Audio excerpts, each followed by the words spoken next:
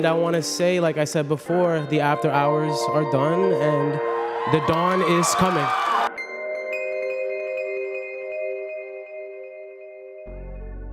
So, Matt, I was thinking we try something a little different this time around. I was thinking we talk about the weekend. I know that's something we don't really like to do. I mean, I guess. I feel like, I don't know. We don't really say much about him, or we don't really have that much to say. I mean, he's the weekend. Yeah, there isn't much to say. That's the thing. Yeah. I guess we can go ahead and just talk about the stuff he's been doing the last 2 years.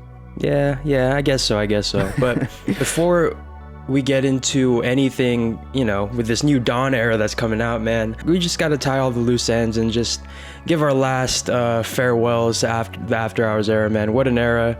Obviously, we're just joking around, and, we have so many videos dedicated to the weekend and dedicated to this era alone. But we also got a live stream that we do every single week. Every Tuesday, Thursday, we literally have a segment titled The Weekly Weekend Update. So if you guys love talking about the weekend every single week with all the stuff he's been feeding us regarding the Dawn, go check us out over there. We like to have a little fun. I spilled my alcohol on my laptop once. And Live on air. Oh, shit. No. Oh my god, your computer went. Shit goes down over there. Yeah. It's quite a ride. So, go check us out over there. Go check out our channel. We got a bunch of videos. Again, like I said, I'm sure a playlist will pop out at some point with all our weekend videos. So check out Our Thoughts Live every Tuesday, Thursday, 5 p.m. PST, 8 p.m.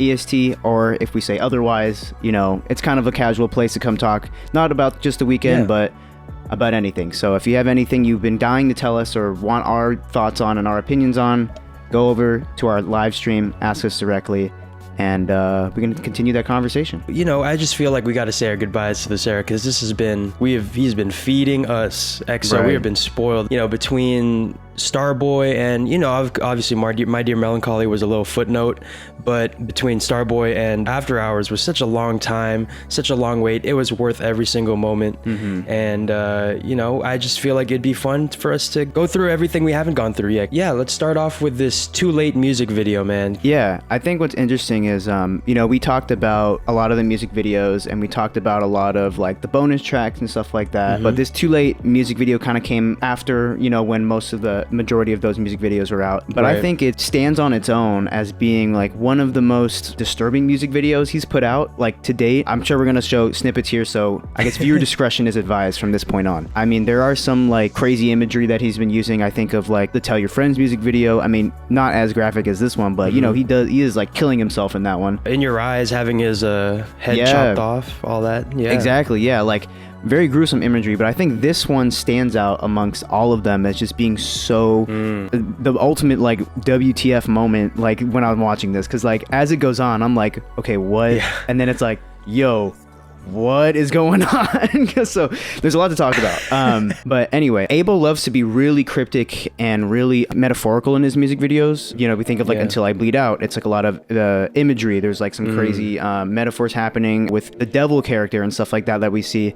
But in this music video, I think it's his most like straight to the point music video that leaves honestly not that much up for interpretation. It's pretty straightforward what happens, but I think the whole idea as a whole is what is the metaphor. So kind of going into a lot of references that I think I caught when rewatching this video again. This video came out at a really cool time. It was his like kind of Halloween video. It came out in October by the end of the month, so he had to make it spooky. And I think there's a lot of references to different horror movies that are all kind of linked or Abel has showed interest in. For example, the horror vibes that we get in the video after the weekend is decapitated, in the previous video, the character's head is like found just like in the middle of the road. These two crazy looking models who had just gotten like probably a botched nose job together to stumble upon it. The imagery of the two models is very reminiscent of this film by Nicholas Winding Refn, this psychological horror called The Neon Demon, which is literally about the low life of a model and like how gruesome and how difficult it could be, where they literally start like eating each other alive. And so they become kind of monsters. And I think that's where he gets the inspiration for these two characters. being really scary, and they're may be beautiful on the outside, but they have like a twisted mind on the inside. The director of that horror film, The Neon Demon, is actually a good friend of The Weeknd, so I feel like there's some sort of link there. But there is an image where they are cutting up the body of this male stripper that they hired. They're wearing like translucent like plastic rain gear, and then they lay down some like newspaper and stuff like that to like perform the operation. This is very reminiscent of the film American Psycho. There's a scene in his house where he's wearing the same exact thing, and there's newspaper like spread around along the floor. So just kind of another nod to like probably one of The Weeknd's favorite horror films or something like that, which I thought was pretty fun. But yeah, I think going into the music video itself and like what it means. Obviously, if you guys haven't seen the music video, go ahead and watch it. But as a quick rundown, basically it's these two models, pretty much look exactly the same, find The Weeknd's head on the ground, and they get a bright idea to start playing with it. They're like falling in love with the head, and then they're like, we need a body for him. And so they literally go on the newspaper and order a male stripper to come by. And he comes in, he's like got this ripped body, and they're like, oh shit, this is perfect. And she comes up from behind, literally like slits his throat. That shook me. Yeah, bro. I was like, oh, it looked real too. I was like, damn, straight out of a horror movie. Damn. Yeah, so they place the head on the body, and all of a sudden they just go to town on him, like literally. And that's pretty much the whole thing. And so a lot of people were left confused as to what this could mean. It was very different. Especially after coming off of Until I Bleed Out and Snow Child. Those two music videos felt like they continued the story, and it landed him in this place of limbo in the desert, right? And he's like walking, and then all of a sudden we're here. His head's cut off, and now we're having a threesome as a dead body, but with a little bit of it's a lot going on. But yeah, like you were saying. So there's a lot of different ways I kind of interpreted this video, in that having Abel's head cut off is very symbolic in and of itself, kind of representing a feeling of like dead inside. You're kind of like detached from your body, kind of like going back to, how The Weeknd has mentioned his feelings of longing, and like how he's become numb, and like how he feels hollow after losing the person he loves. And metaphorically, he get the cut off head represents like a lifeless, detached character, which is what the red suit character is. Obviously the head is getting like carried from place to place, without any say in the matter, pretty much. So I feel like that could be a representation that in the relationships that he was in, he felt like he was kind of getting passed around. He felt like he wasn't exactly fully there, like he wasn't himself, and that maybe the relationships that he was a part of were just kind of in love with the idea of him rather than his actual like soul and like what's inside. Oh my God. He is so hot.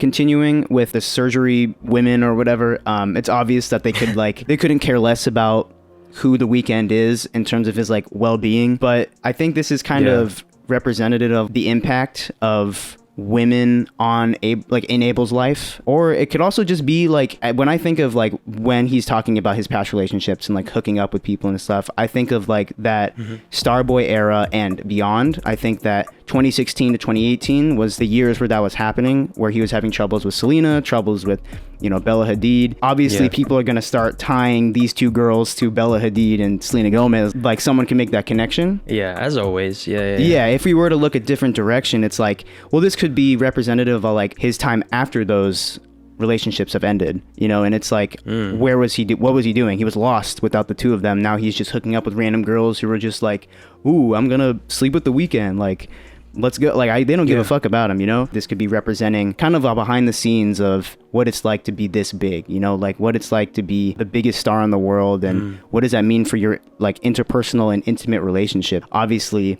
with the way these girls are treating this like decapitated head, they do not care about who he is. They just love the idea of him enough to where it's like, just put your face on a different body that we like, let me just fetishize who you are, just to add him on the body count. Yeah, exactly. Going along the lines of like fetishization, though, this could be a stretch into a note about race and how like white girls will fetishize black guys. It could just be the nature of the video, but the over sexualization of it. Yeah, exactly. Like, trying to look at it from different angles. They go on to the newspaper article, and it's not like they find like white stripper, it's like they find like some black dude or a mixed race guy with like a nice body. This could be, again, just like the nature of the video, but it obviously could be a to your interpretation. But yeah, you know, I think at the end of the day, people are gonna obviously compare this to Bella and Selena, and like both of them using him for their own pleasure. You know, this could be a metaphor for how he felt that in both relationships they were very similar in how they treated him. You know, there were lines in other tracks on After Hours, you know, what was it, like LA girls all look the same, that kind of thing. I feel like that's kind of a nod to that line where it's like, oh, you LA girls, y'all look the same, y'all act the same, it's nothing different, you know? And that, you know, they're just kind of using him for their amusement when he felt at the time like a lifeless version of himself, enough where they could just place his head on someone else's body and that'd be enough for them. Could this be a hint that Selena and Bella were both in love with the idea of him rather than his actual personality? That'd be pretty cold and a pretty clear reason why he'd write a whole album about it. But spicy. Okay. Yeah, it's comment section. Go crazy. Yeah, let us know. But have fun with that. The grotesque nature of this music video is kind of a testament to his relationships with women. If you look at his past stuff, look at like Or Nah music video, Earned It, you know what I mean? It was always him like like loving the fact that he's surrounded by women. He's no longer that young kid who just wants to hook up with girls and have the imagery of having all these girls by his side.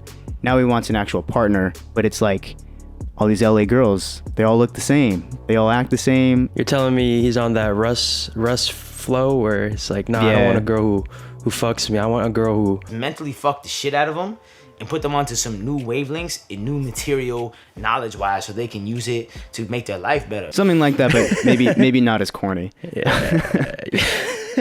But yeah, I feel like that's kind of like the main takeaway from this music video.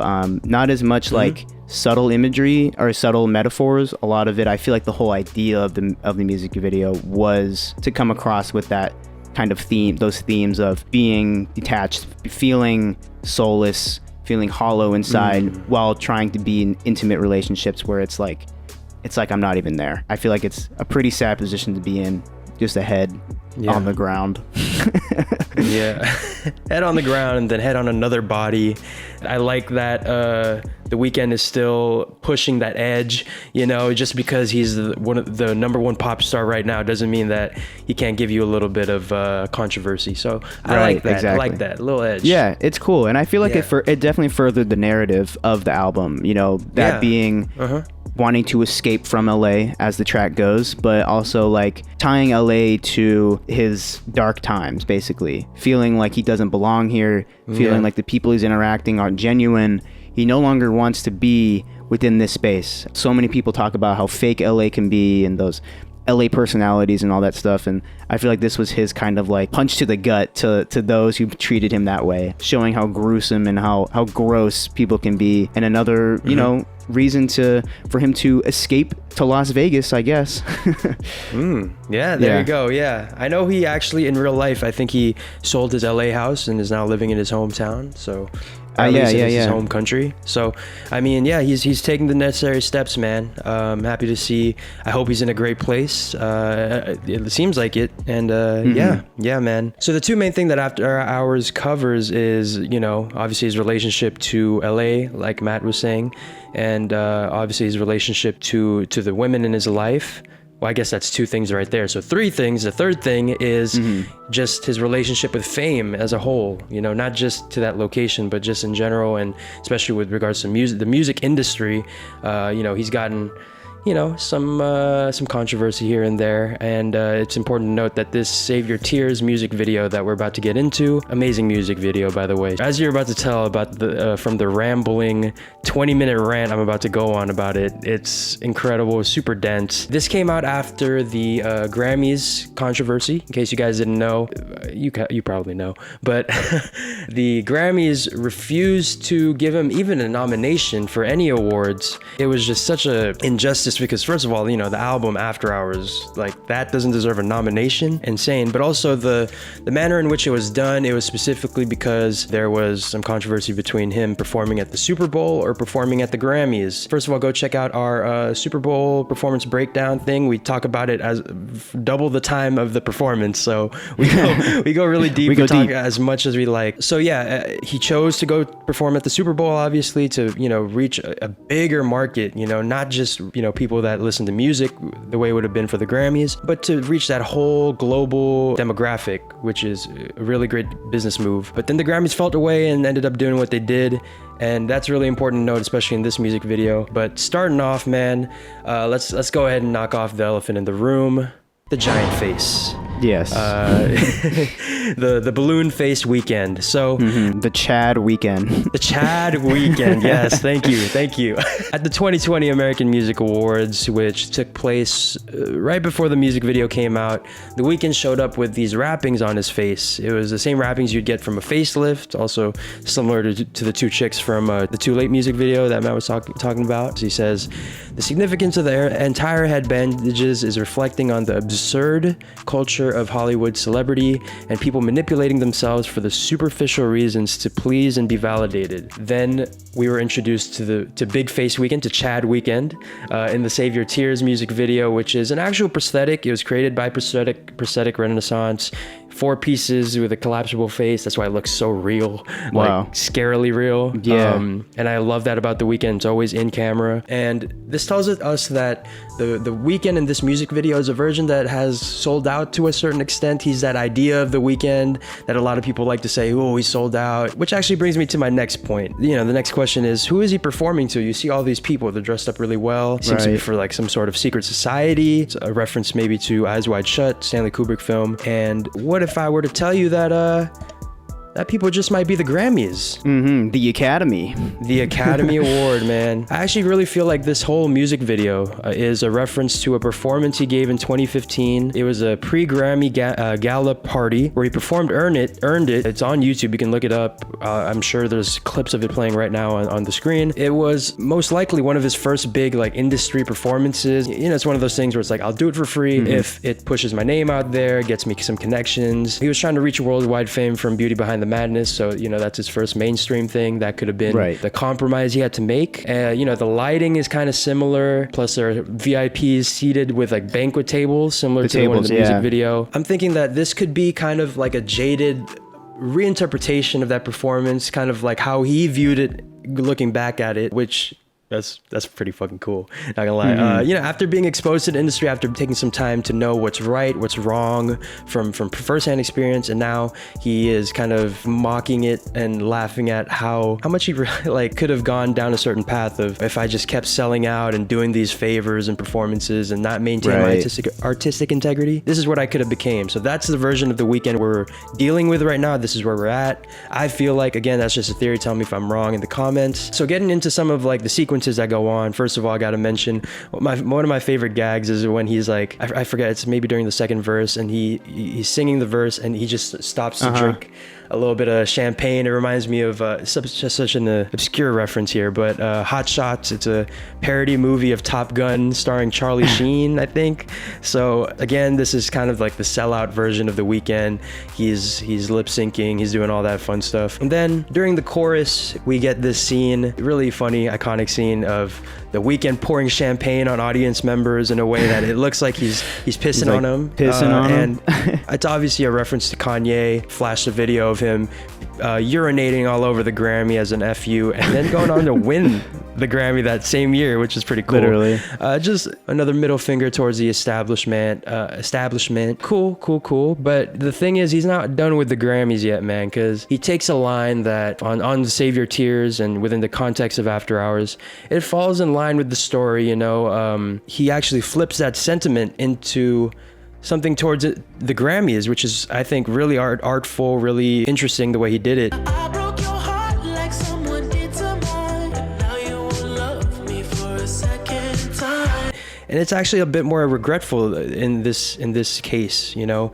Maybe it's from the Grammys perspective, where he's saying like now The Weeknd won't have us for the second time, kind of thing. Like he's saying from their perspective, like, oh, we fucked up, and you know, quotes have come out from the interim chief that, you know, they're trying to fix the system, which first of all, they're acknowledging that the system's broken. Right. So there you go. Two big things right there that The Weeknd just like uncovered about, you know, the biggest music award show. And as he holds a trophy that surely represents a Grammy, you know, he looks at it one more time and promptly throws it away. In my head, I like to imagine it like breaks like pottery.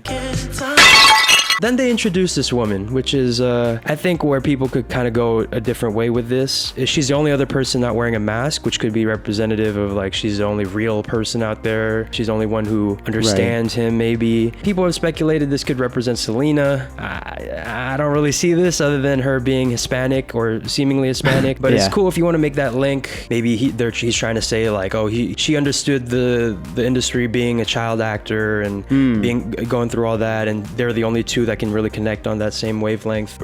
Go ahead and let me know in the comments what you think that link could be, but I'm just gonna keep going here. They start to dance, and The Weeknd actually has her hold the gun towards him with the trigger, and she's screaming, she's scared. This is another place where people could have their Selena theories, like people call back to Call Out My Name, how he says, But I lied.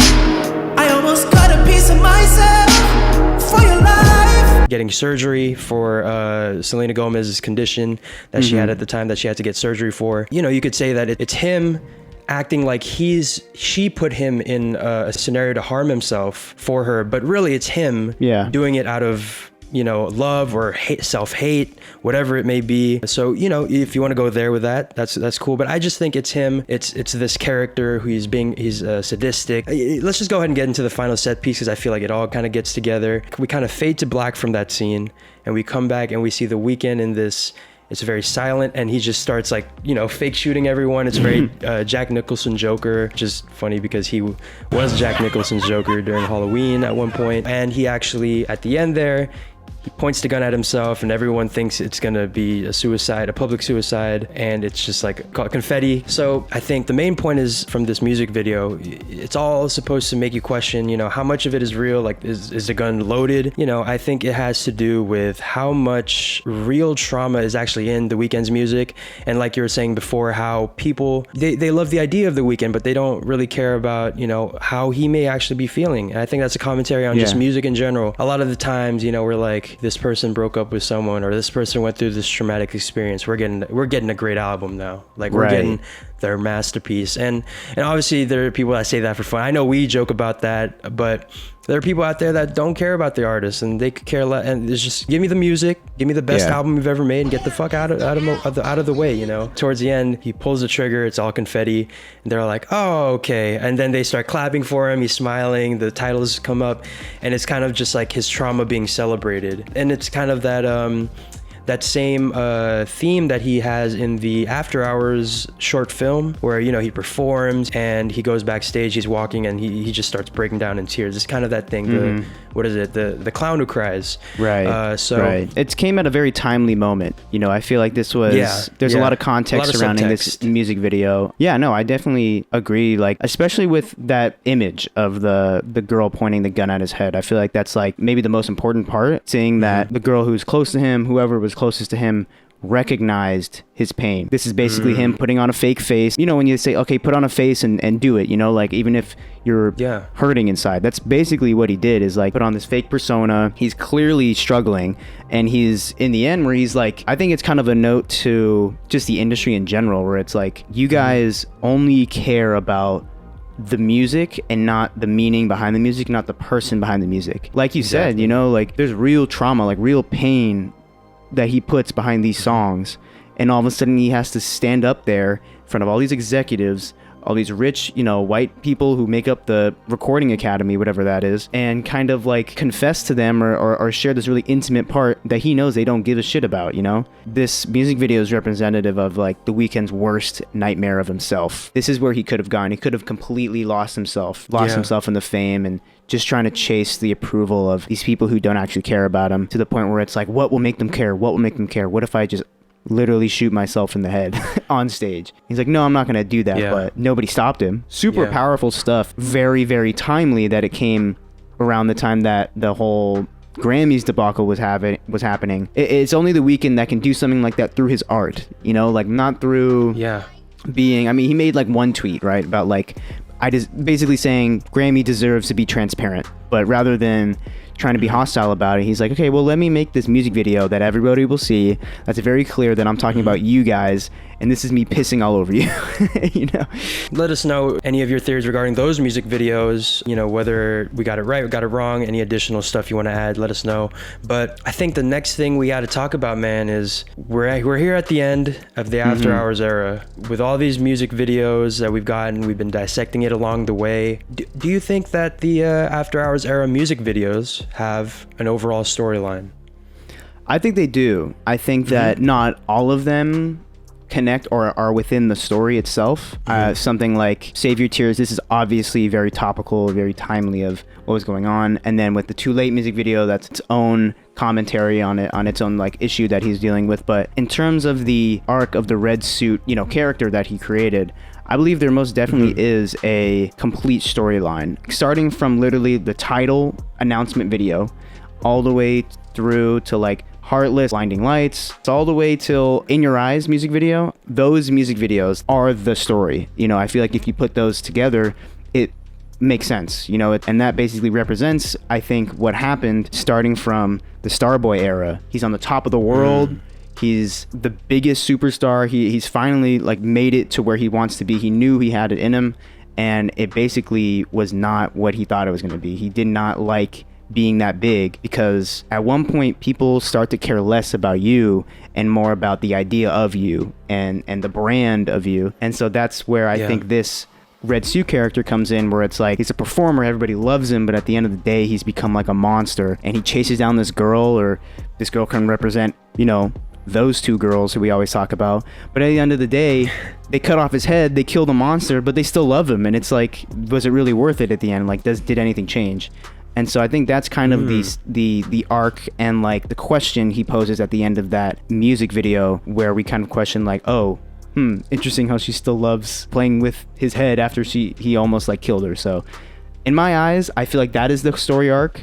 And the Red Suit character kind of continues to tell different stories that are just different messages that The Weeknd wants to like pose to us. Obviously with this Save Your Tears music video about the Grammys, or the Too Late music video about his relationships and his soullessness and stuff like that. They are connected in that if you took all of them and placed them all together, it would kind of create a cohesive like film. Man, The Weeknd is one creative ass dude, man. I love it. This After Hours era is incredible. But yeah, let's go ahead and look back at this era, man, and just reminisce and on some of the moments we've had. First of all, streaming numbers. This album was streamed a lot of times, evidently. Like, the mid-year charts came in for 2021. The Weeknd is still up there. Save Your Tears was number 3. After Hours was number 5 most streamed album of all of 2021. Came out in fall of 2020, so it's, you know, it speaks to just like how real good art, you know, actually, you know, transcends like time. Or and also he was the first male artist to achieve 3 number 1 hits on the Billboard Hot 100 from the same album in 3 different years. So in 2019, that was Heartless. 2020, obviously Blinding Lights, and 2021, Save Your Tears. So damn. Yeah, and I have here on my doc, he won a total of 79 awards as of June 16th, but he recently, as of recording this, he got nominated for a couple Emmys for the Super Bowl performance, so he's getting to that EGOT area, you know what I mean? Like, he's getting there. So we'll see those 79 awards. Again, it could be more. Check out @Abel's posts for an updated... Yeah, shout out to you, man. Includes 10 Billboard Awards, 5 Juno Awards, 3 American Music Awards, a bunch of awards for that like technology thing. If you remember from the Spotify, you could have The Weeknd tell you how many hours you listen to After Hours and all that stuff. So that also won awards for like, what was it, like best technology to integrate an artist. So wow, he's cool. just doing it all. So yeah, as we get into just kind of like our favorite stuff, first of all, like, what was your favorite song off the album?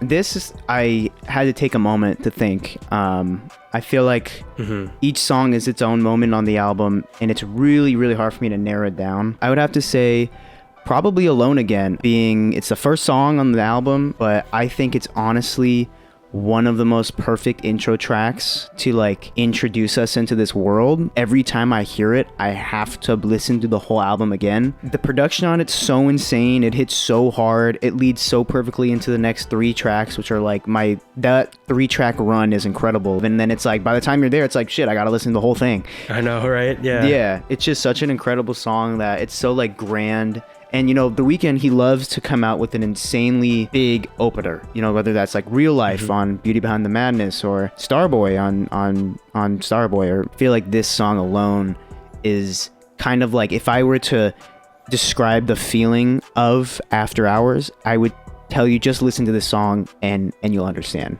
Yeah. And also just having the first track of the album be titled Alone Again. And I'm just picturing anytime, I mean, I can speak from personal experience. Anytime you get sad a little bit, you know, you're just like, damn, alone again.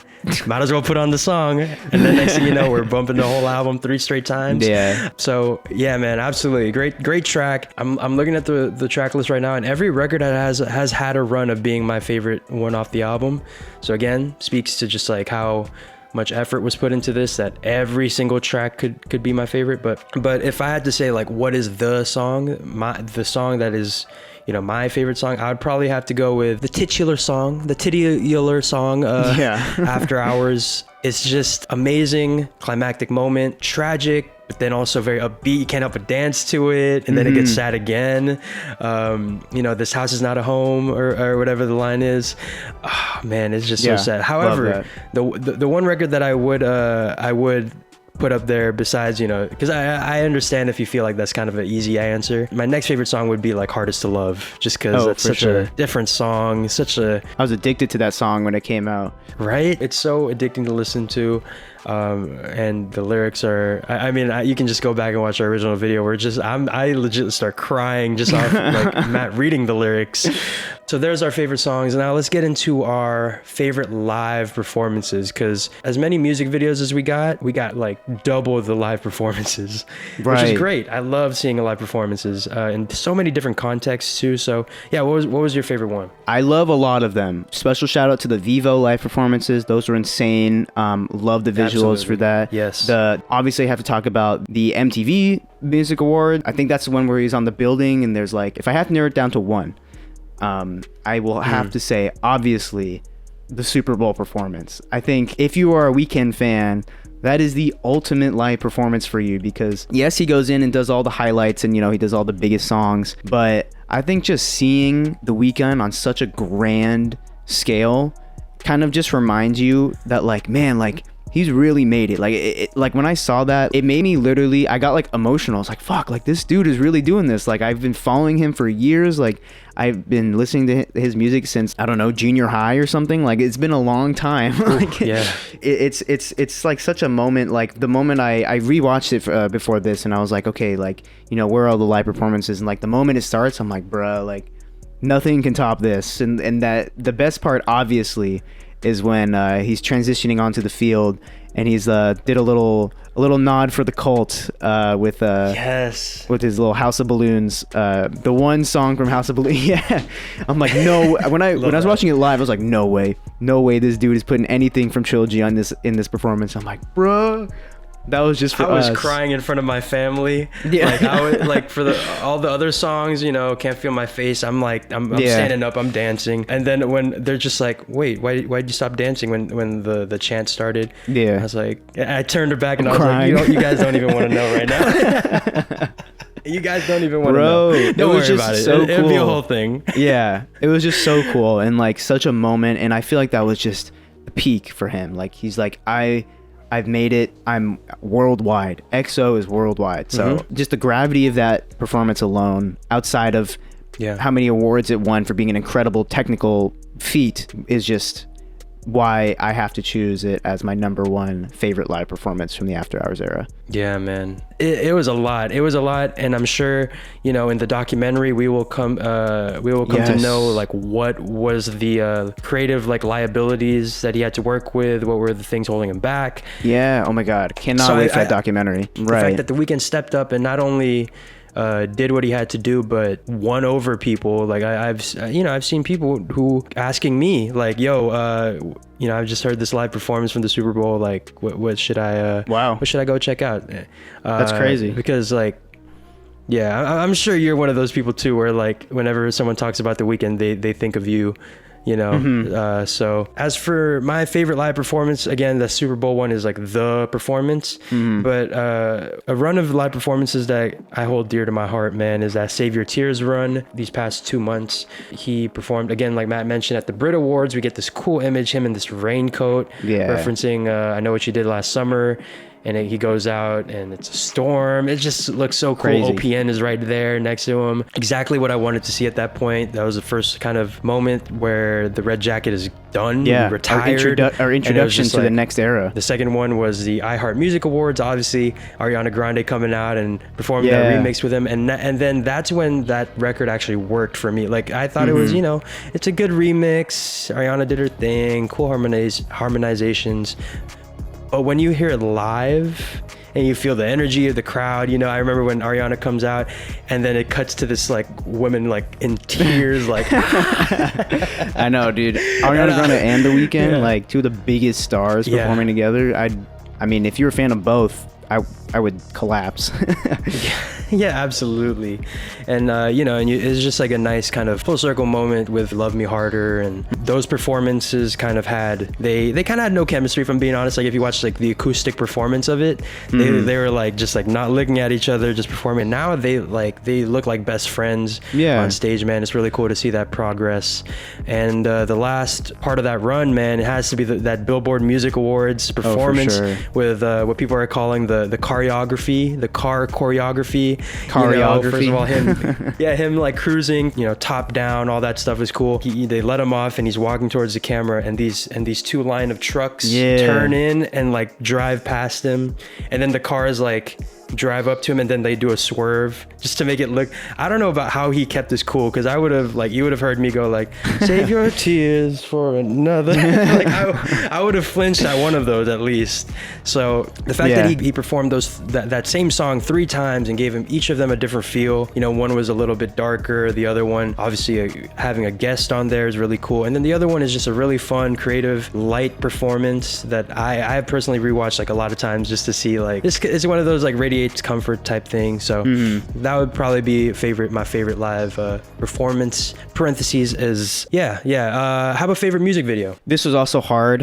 I feel like there have been so many music videos, so many really interesting ones, and some that I will always look back towards to being like Heartless coming out. When that music video came out, I was like, holy shit, this is the After Hours era. I was like super hyped. Like, The Weeknd is back and he's going in. He's in Vegas. He's running around licking frogs. I have a question for you. Did you actually lick the frog?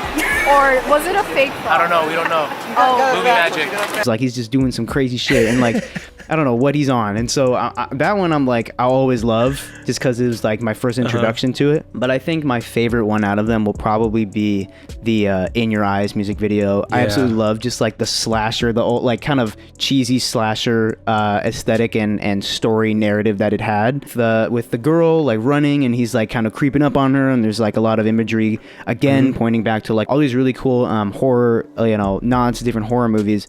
But I felt like it was when the After Hours music videos in the era really started creating its personality, and like when The Weeknd started really saying something very specific through his music videos. Obviously with the past few we got like Heartless and then like Blinding Lights. Those are great. Those are super fun, an introduction to the world and to like the high points of the character. But this was the moment we saw a low point of the character and how he could be feared rather than us kind of dancing along, having fun, laughing at his antics, going crazy. I was just gonna say, we've been seeing it from his perspective, right? And now we get to see like what does that effect have on other people. That was the first moment where I was like, okay, now I'm starting to think like, who is this red character? Why is he chasing this girl? Why did he get his head chopped off? And why does she still love him after that? That's when the gears started turning. And so I feel like this music video is kind of the catalyst of when the After Hours era started to really ramp up and become what it is today. Yeah, absolutely, man. The In Your Eyes music video is one of my favorites. It was definitely my favorite up till we got my 2 favorite music videos, Save Your Tears and Snow Child. I mean, I've already gone off on Save Your Tears, so you don't need to hear me talk about that one. But the Snow Child music video, man, what a walk down memory lane of the different eras of The Weeknd, and wherever, it doesn't matter, man, what era you became part of EXO, or what era you became a fan of The Weeknd, man. Like, but with that said, though, if you were one of the OG fans, if you were there from Trilogy days, if you're there from Kissland days, even if from Beauty Behind the Madness, and you got to see kind of that era, seeing King of the Fall again, right? Yeah. How about any other favorite moments? Just doesn't really have to do anything with music. Yeah. Whatever. This is probably the funniest moment of just the era, I guess, or just the past year or so. The Weeknd is always coming in strong with the Halloween costumes. I mean, it was his iconic Joker costume. People were like, is that The Weeknd? Like, he goes fully in prosthetics, like hours and hours of makeup work and costuming, and he invests in the look. And so I was really excited to see where he was going this year, being 2020. What he was hinting at it, he was kind of showing him in the prosthetics, and then when he revealed as being the Nutty Professor, I was like, oh my God, like, what a complete shift from the Joker. I remember first he posted a picture of himself with the green like slime that you have to put yourself for the mold and all that, and everyone's like, Shrek. Everyone's like, yo, The Weeknd's about to be Shrek real quick.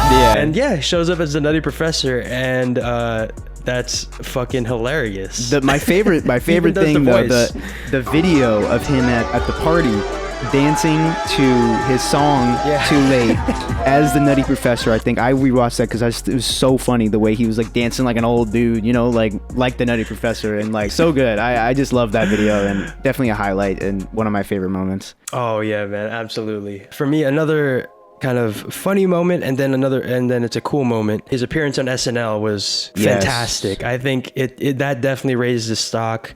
First of all, ladies and gentlemen, The Weeknd, right? Iconic. I love whoever's running that Twitter account. Keep doing your thing, man. Keep bringing me into The Weeknd. Also, the On the Couch skit song was incredible. I'm forgetting their names, but the people involved with On the Couch, and they did Slow with Adam Driver. Baby. They're hilarious. They're doing their thing, and The Weeknd, obviously, he makes like a perfect like 2000s type R&B, but makes it funny.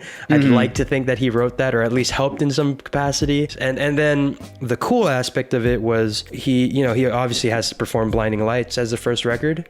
We're like, okay, but on SNL you performed twice, so they were like, okay, what's this next performance coming up? Is it After Hours? Because that had just dropped the week prior, I believe. So he goes out, and then all of a sudden we hear this very slow beat, and we're like, oh, is this about to transition into After Hours? And it's this power ballad that's really sweet, and it is what we come to know as Scared to Live. Yeah. And you're just like, wow, this was not what we were expecting. Between Heartless, Blinding Lights, After Hours, we were expecting just like pain, always pain. Right. And yeah, Scared to Live is also a pretty sad song, but it's this very heartfelt, vulnerable song, and it was cool seeing him perform that kind of song on a live platform. Such a great vocal performance, man. For sure. Yeah, definitely. Yeah. I love that moment. Now let's get into a couple of questions we went to you guys, on our social medias, on our YouTubes. Go check us out at Our Thoughts Podcast on Instagram, at OurThoughts_pod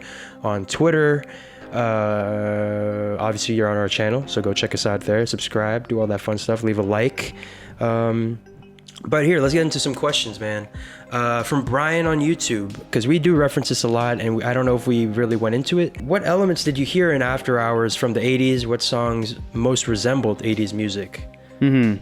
Yeah, I think this was definitely a pretty hot topic in terms of like the influence and the style and the sound of After Hours. I remember when Heartless came out, people were like, oh, it sounds like Starboy, it's just Starboy again.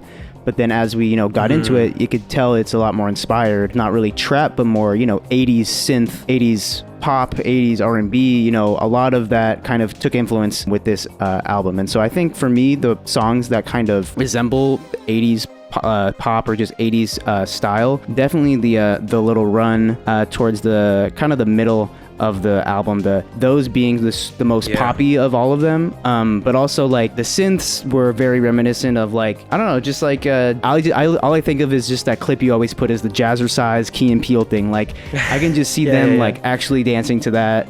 And it's just like, it's the super fun, bright keys that he uses. The Weeknd and like Dua Lipa were kind of on that same vibe that year with their albums, and they both got numerous praise for it. Yeah, and also just another like little aspect of the 80s. On Scared to Live, he actually, the fancy word that I've heard is interpolates, but I'm going to use the word he uses. Like a sample of Elton John's Your Song on the I Hope You Don't Mind, I Hope You Don't Mind. If I'll put a little clip of each song here. I hope you don't mind. I hope you don't mind that I put down in words. We fell apart right from the start. Yeah, just very much a love letter to like the that 80s sound. You know, he posted on his Instagram, what was it? Forgive me, Father, for I have sinned. Yeah. Next question, man. Songs that you feel deserved a music video. Yeah, I think, okay, so we did get a live performance of this song, but I feel like it deserved its own music video. But I was going to say I think definitely... we might be thinking the same thing. Definitely Faith needed its own music video. Yes. Yeah, we see eye to eye on that one. But yeah, no, I feel like that is the most cinematic, one of the most beautiful moments on the album. And I'm like, I can already see the visual in my head. We painted it in our original After Hours deep dive, and I feel like that is exactly what he was going for, where it's like the drive home after the aftermath. It's like that could have been a great conclusion to the story arc that we were introduced with the first few music videos. This could have come right after In Your Eyes, and we get the Faith music video of the aftermath of that. And so I feel like that definitely deserved its own like moment, its own story, its own music video. But I mean, he did perform it. There is a video of Faith, him performing it for Vivo, but I feel like it still needs its own music video, but we'll see. For me, this is going to be kind of a cop-out. I could have used like a real music video for After Hours. We obviously got the short film, him turning into a monster and him becoming that killer that we see in Your Eyes. Right. I would have loved to have seen that actually like manifested into a real music video. I don't know how that would have been done. Yeah. But it was just like such a classic moment, especially that ending part where it's all come to a head. He seems to be like passing out. I would have loved to seen what that would have been like visualized. Let's see, the next question. All right, this one's kind of a long one, so I'll like put in something here, the bottom of the screen, so you guys can read along with me. But in your opinion, what was the story he was trying to tell with the Super Bowl performance? He said that the story he was trying to tell didn't allow other guest appearances. Just seemed like a collection of hits with cool backdrops, but stage setup, lighting, location changes must have had a deeper meaning that I'm missing. So yeah, did you think that the story that the Super Bowl had some kind of story? You can go ahead and check out our Super Bowl performance breakdown. It'll be linked. But basically, I definitely do think there was a story behind it. I don't know if it's exactly related to like the red suit character and like pushing that narrative forward, but I do honestly think the story behind this whole performance is the story like of The Weeknd. It's like of his journey of like starting with like opening up, and it's like this big grand entrance. Immediately he starts with I'm a star boy. Like, tell me that's not like the perfect way to come out, where it's like, look at me. Well, first of all, it starts with a choir saying call out my name. Yeah, and he responds with Starboy. Yeah, exactly. That's so it right there. There's a lot of that happening. It's like look at how far I've come. I'm here. I was literally homeless on the streets in Toronto a decade ago, and now I'm performing at the Super Bowl in front of millions of people, the biggest stage in the world.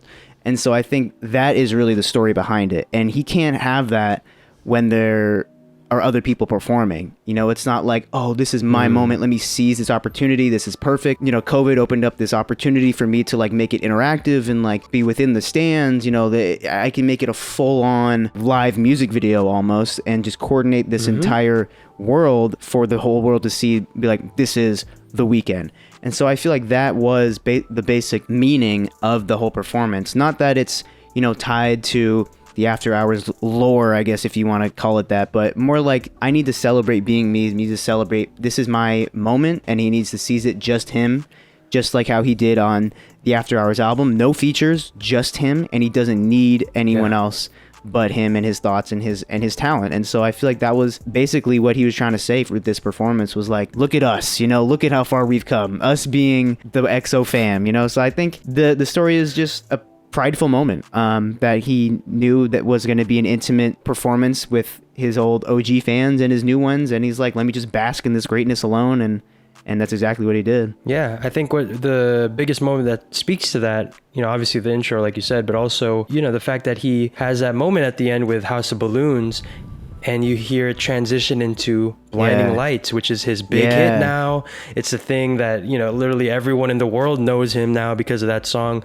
But he wanted to specifically transition the song that people go back to the most and are like, that's like, yes, Raw, The Weeknd right there. That's Raw Weeknd. Especially, like I said, he's transcended just being a hip or a R&B artist. He's now just an icon, a pop star. Yeah. And he made that transition so seamlessly into being a pop star, man. So happy for him. Here we go. Last question here. Great note to end on. What is the song that describes After Hours? That's from Demiox on YouTube. Thank you again.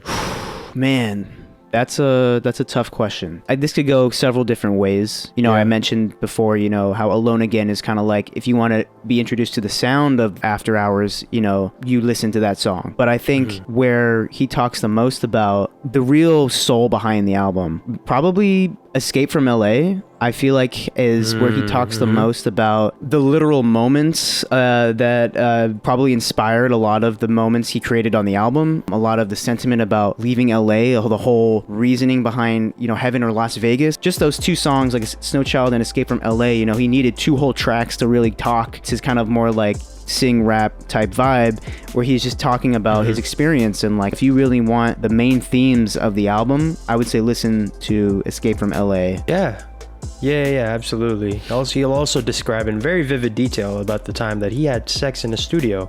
So that's fun. I love that you took the narrative aspect of it, because I was going to go into more of like the sound of After Hours. And for me, it has to be the titular song. The titular song, man, is titular song. After Titty Hours alert song. the titty alert song is After Hours, because it has all the aspects of how the themes are translated into music. Like, you have the mysterious shit, cue the DJ Khaled ad-libs. Not no mysterious shit, and you never hear it. And then you got the more upbeat, chaotic stuff, like in After Hours and Blinding Lights. You get that in the middle portion of the song, and then you see him fall apart in that last bit. It was such a dramatic turn, and that's a very big part of the story of this album, is the consequences that come from his actions, and whether that be on the other people, whether it be on himself, whether it be on this idea of himself.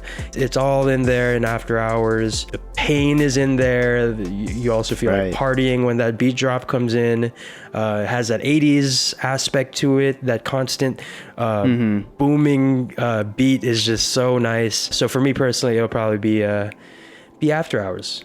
Would best describe After Hours. Makes sense. Yeah, so I wanted to dedicate this last section, man, to The Weeknd. Checked out our first original After Hours breakdown. Super cool. Thank you if you're watching this, for checking us out. Yeah. Hey man, Weeknd, if you're out there, let us know, like, what was the thing that made you like be like, you know what, let me post these guys on my IG story. Just let us know. We're just curious. We talk about it like anytime that we get together. So let us know. But anyways, I wanted to end this segment off with just like, if you could just describe, what it is about the album that you love so much. We've obviously talked about this album frontwards, backwards. We talked about all the music videos and shit, like everything. But what is it about this album that warrants so much playback, that has made it, one of the top streaming albums still in 2021? All these records are still up on the billboards. What is it about this album that puts it in that category or that pedestal? Yeah, I think honestly, of all The Weeknd's albums, this has to be the best one he's ever made. That I'm putting it, hot take, but it's clear. It's like sonically as an album, I'm obviously, Trilogy has a special place in my heart. Kissland will always have its time and stuff, but in the context of his career, I feel like this album was a culmination of so many things. It was a culmination of The Weeknd coming down from stardom, talking about falling from grace, basically. The downside of being one of the biggest stars in the world. Something we don't really get that much insight into. You know, it's kind of insane how big he's gotten, and I feel like I know him on a personal level because I've been following him for so long since he was a smaller artist, and now he's, you know, doing the Super Bowl and stuff like that. And I think this album, I think why I love it so much and why it has so much replay value and why it's considered to me his best album he's ever made is honestly because of how authentic it is. This and Trilogy can go hand in hand, whereas Trilogy was, like you said, that raw Weeknd, the roots, the beginning. You know, what is he gonna be the debut of The Weeknd? And so it has to be him 100%, and that's what it is. That haunted strip club music, you know, that's like where that term came from, and that's exactly what the lane he paved and defined an era. And I feel like he just did that again with this album. It's him. It's only him. It's just the raw emotions. It's world building, as is Trilogy. You know, it's not exactly haunted strip club music, but I would say it's haunted 80s strip club music, you know, or something like that. It's haunted strip club music with a lot of cocaine, a lot of synths in there. So you know, it's like it's a haunted strip club in Miami. How about that? There you go. Or in Vegas if you want to tie it together. But there you go. But no, I think this album is just so incredibly produced. It literally sounds like a soundtrack to a movie that is starring The Weeknd, and I feel like that has been something he's been wanting to go down, like the path he wants to go towards. He just put so much effort and so much of his authentic self that I can just tell that creating this album was a cathartic experience for him. I can't say that about Starboy. I can't really say that about Beauty Behind the Madness. You know, obviously that's like him trying to be the star. But now, after he's done that, what is he really thinking? What is he really feeling? And I think that is what draws me. That's what I find most attractive about the album, and why I think I can come back to it at any point in the day, at 5-10 years from now, and it'll still hold the same replay value. We owe a lot to this album. We owe a lot to this era, and I feel like it's defined, kind of saved us in 2020. One of my highlights is the fact that this album came out. If it didn't come out, I'd be much worse off than I am now. I think it just holds a very special place in my heart, right next to Trilogy. So yeah, I love it a lot. You know, it came out during arguably the worst year in history of the world and all that. There's so much pain in the album, so different types of pain, and I think that's part of why people gravitate to it so much is because everyone goes through some of the shit that maybe not exactly with these two girls that are the real stuff that you can relate to, the pain, you know, again, with Scared to Live, if I held you back, at least I held you close, those type of bars, man, with everyone doing long distance shit, like that, those type of stuff is hard. I agree. I think this is The Weeknd's best album. I think it's the most, we talked about this on the stream, is that I feel like Trilogy is a raw Weeknd, you know, borderline like unpolished, like some of the songs I felt like could have been cut down a little bit, but you know, that's the charm of it, is that it's just the world, and he's just letting you sit in it for as long as he would like you to. But on this album, not a second is wasted. Like not a single second is. All of it is like necessary. There's no fluff, no fat. Yeah, I'm definitely with that, and I'm excited to see what the dawn has to bring for us. You know, the dawn is coming. It is upon us. The dawn is coming. And speaking of the dawn, we will be having a video coming soon. So I know that we wanted to dedicate this video specifically to After Hours just because it was such a, you know, monumental era for us personally, like, you know, with our music taste, and we just love everything The Weeknd's done. To close it out, man, to close it out, I mean, this could be the moment where The Weeknd changes everything. After Hours gave us a lot to talk about. It gave us the highs and lows, where he's been, what he's been thinking about, and potentially the complete reincarnation of The Weeknd. You know, he's a different person. How many times does he have to show he's gonna kill off his old version of himself for us to realize he's reinventing himself? But I feel like this time it's for real.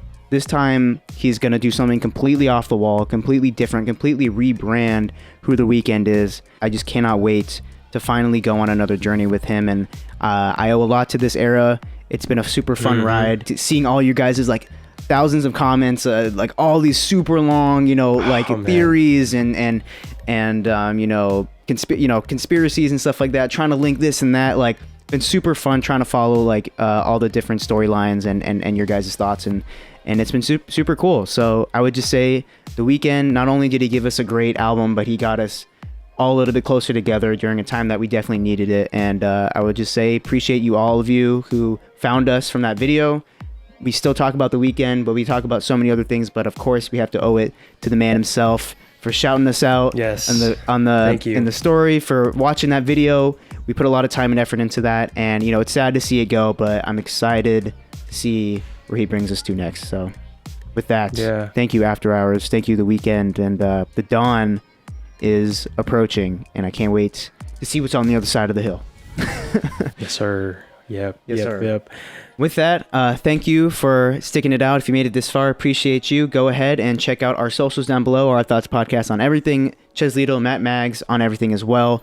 Like we said before, check out our live stream. We live stream every Tuesday or Thursday, 5 p.m. PST, 8 p.m. EST. Talk about all sorts of stuff. If you wanted to talk about one of our theories or just something we talked about in this video, go over to our live stream. We can have a full-on discussion there. We talk about all kinds of stuff on that end. Movies, music, pop culture, Chesco's love for Disneyland. It's literally free for all over there. So appreciate. Oh, he got the Powerline shirt on already. You know what I mean? Of course. Right on cue. Right. But yeah, thank you guys so much. Definitely hit us up. Share this video with your friends if your other fellow Weeknd fans. So thank you guys for sticking it out. Thank you for a great era, and we'll catch you on the other side of the dawn. So definitely keep your post notifications on, likes, comments, subscribe. We'll do all the great stuff, and we'll see you on the live stream. Peace out. Peace. Bam.